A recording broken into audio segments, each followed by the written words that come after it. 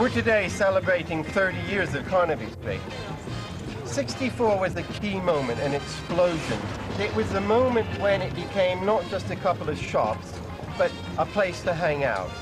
And so we're today, despite the weather, trying to hang out, trying to recapture that spirit and bring Carnaby Street back to what it was 30 years ago.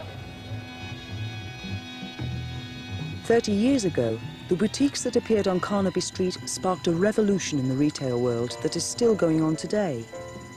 The shops had a personality, they had an attitude, they had bizarre design. What they were offering was not just products, but a set of identities for their customers to buy into. This concept later became known as lifestyle shopping.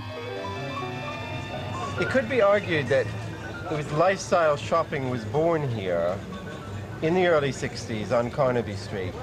The reason that it was a lifestyle was because of the way it was linked into the mods, who saw this as the place to congregate.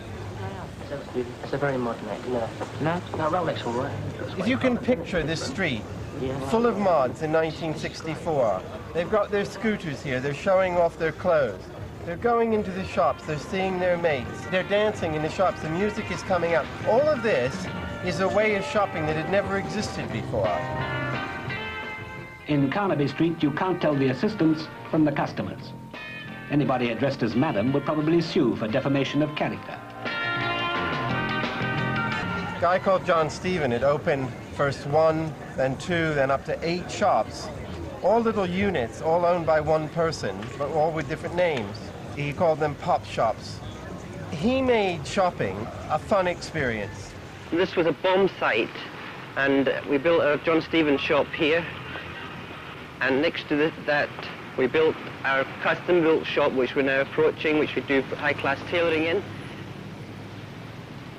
I would do things in my business that no one else would do. I'd say to a cutter, look, this is how it's got to be cut. He said, but look, you can't do this, Mr. Stephen. You don't cut clothes like this. I said, look, this is how I want it done. He said, but you're not a tailor. How can you tell me this? I said, look, I'm not a tailor, but I'm a young man, and I know what I feel is right. Well, I'll do it. Then all of a sudden they found we're selling. Hipster slacks, for example. I was watching young people in the shop. They're trying a pair of slacks, pull them down on the hips, but they didn't know what they were doing. But I knew. I felt I knew. Thought, right. So I got out the factory, say, right, chop that off the pattern and do that with the pattern. Get the samples, bring them in the shop, try them on young people. This was giving young people what the young people wanted. Well, I can't say that I particularly approve of some of the styles, and particularly of the more outre ones, but I do appreciate that the expression of, what shall I say, the exuberance of affluent youth. It's hardly surprising that the older generation was